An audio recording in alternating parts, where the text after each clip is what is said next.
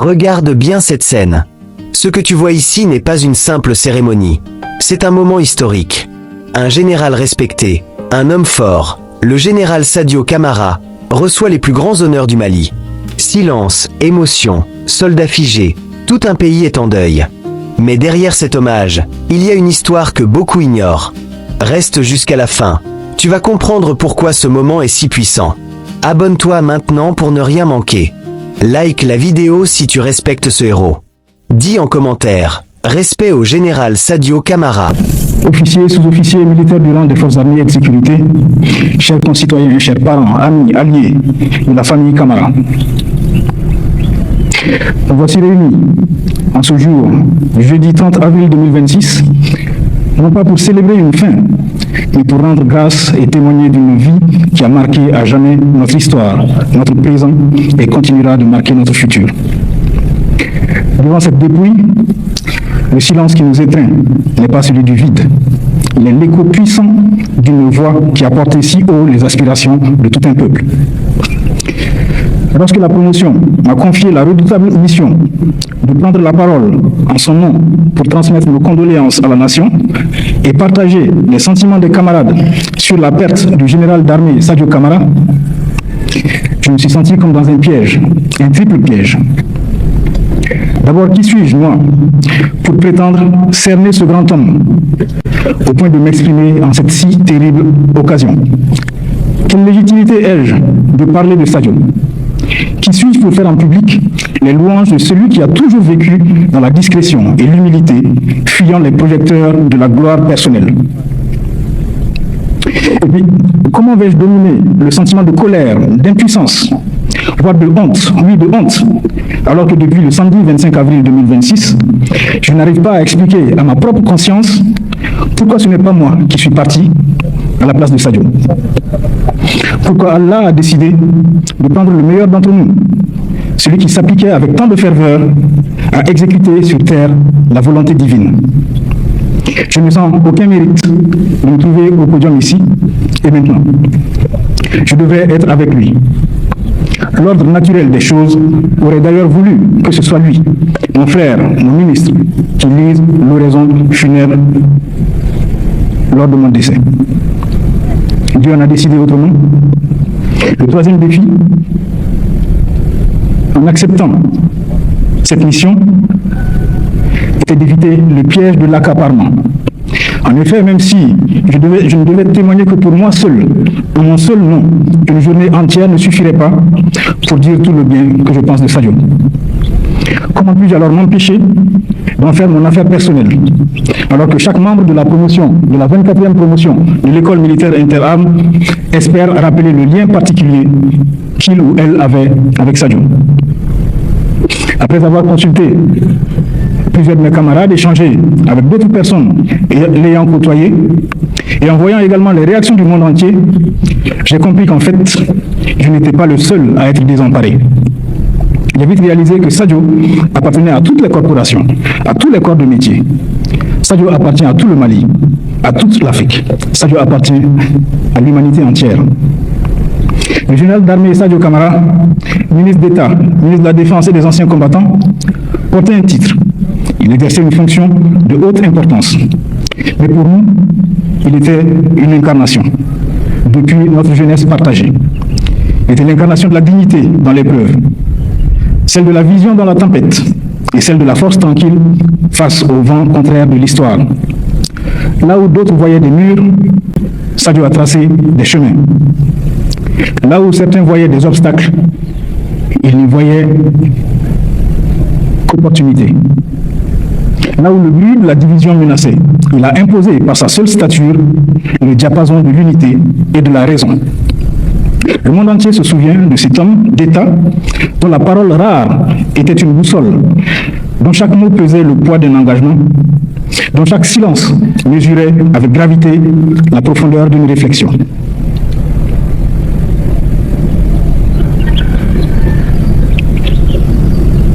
Nous, camarades de promotion de Sadio, nous le voyons encore.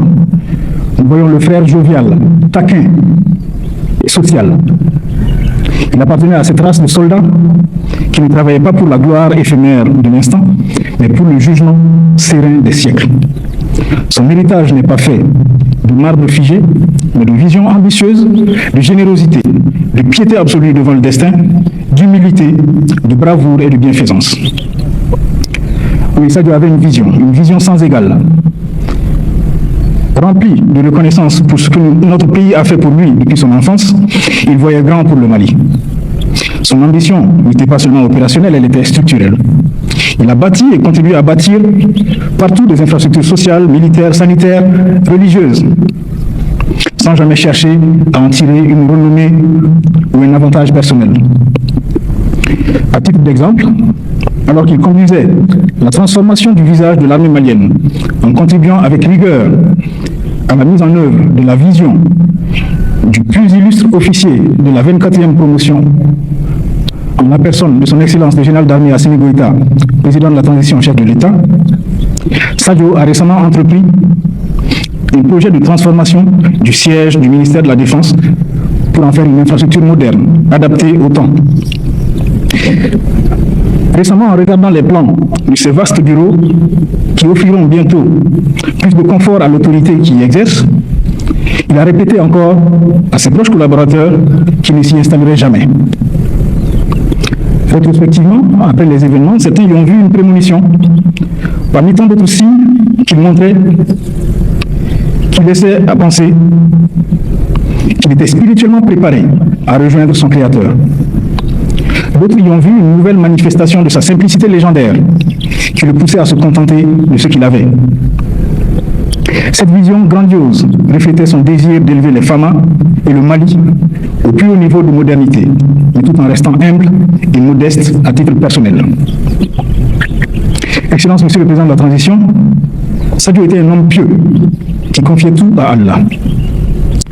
Face aux menaces et à l'adversité, sa réponse était celle d'un croyant sincère. Il disait souvent que rien n'empêche la mort quand ton jour arrive, car c'est une décision divine. Il répétait constamment Alhamdulillah pour signifier sa gratitude et son acceptation de la volonté de Dieu à tout instant.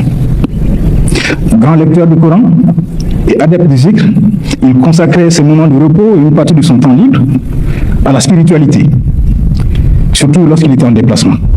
C'est d'ailleurs sur son tapis de prière, lorsqu'il était en pleine communion avec son Créateur, qu'il a affronté l'ultime épreuve de sa vie, si pleine et si utile. Sadio était aussi un homme humble. S'il considérait les Fama comme sa propre famille et se présentait affectueusement comme le grand frère de tous, pour détendre l'atmosphère en présence des aînés, il n'a jamais laissé son titre de ministre effacer son respect pour le droit d'aînesse. Je l'ai personnellement vu, et d'autres peuvent en témoigner, porter le sac de certains de ses collègues ministres lors des voyages. Voici Sadio. Sociable, fin observateur, il mettait un point d'honneur à assister personnellement aux événements sociaux des camarades et au-delà des proches et des collaborateurs. L'image de Sadio marchant dans la foule pour accompagner un défunt à sa dernière demeure est devenue une banalité aujourd'hui à Bamako. Enfin, Sadio était brave et bienfaisant. Des combats de Kidal en 2012, où il sauva des vies au péril de la sienne, aux évacuations sanitaires qu'il finançait en urgence pour ses frères d'armes ou leurs familles, ou juste d'illustres inconnus, il incarnait toutes les vertus d'humanisme et d'altruisme. Sa générosité a touché le sacré, et on ne compte pas le nombre de Maliens, surtout modestes, qui ont pu accomplir le Hajj grâce à Sadio. Une autre anecdote résume la personnalité de Sadio. Quelques mois après sa nomination au poste de ministre de la Défense et des Anciens Combattants, un opérateur économique renommé, grand admirateur de Sadio, vient lui proposer une forte somme d'argent pensant l'aider.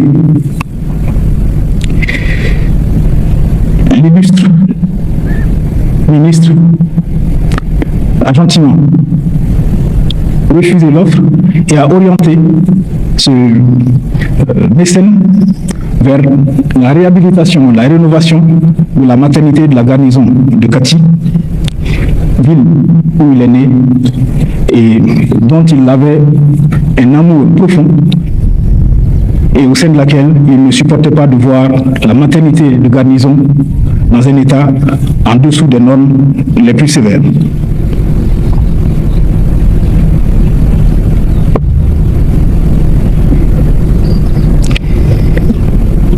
capitaine Sadio était brave et bienveillant. Malgré son rôle historique à la tête du ministère de la Défense et des anciens combattants, il serait injuste de ne voir que la stature de l'homme, que la stature. Derrière la charge écrasante, il y avait l'homme, un homme serein, un homme dont le simple regard, dont la capacité d'écoute suffisait à apaiser une situation conflictuelle, et dont la pudeur cachait mal une immense capacité d'affection. À sa famille, à notre famille, à sa mère, notre mère, à ses enfants, nos enfants, à ses compagnons d'armes, au peuple fier du Mali, la 24e promotion de l'école militaire interarmes vous l'affirme aujourd'hui.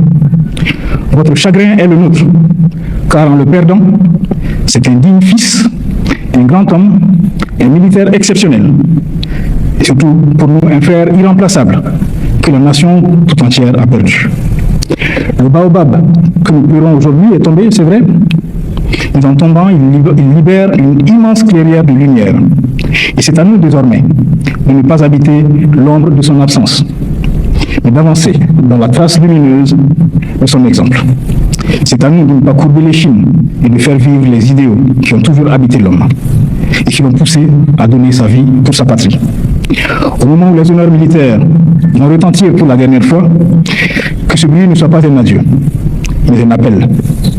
L'appel à garder vivant le meilleur de ce qu'il nous a offert, le sens du devoir, l'amour de la patrie et cette intime conviction que l'homme n'est grand que par le service rendu aux autres. Alors, dans le recueillement et la gratitude du cœur, nous pouvons murmurer les mots de l'ultime hommage. Adieu Sadio, adieu mon général, adieu monsieur le ministre d'État, ministre de la Défense et des anciens combattants, adieu chers compagnons d'armes, adieu chers frères. Que la terre te soit légère et que l'éternité t'accorde cette paix que tu n'as jamais marchandée à tes hommes et au peuple fier du Mali. Dors en paix, Sadio. Cette cérémonie nous rappelle qu'un homme peut partir, mais que son courage, ses actions et son engagement restent gravés dans l'histoire d'un pays.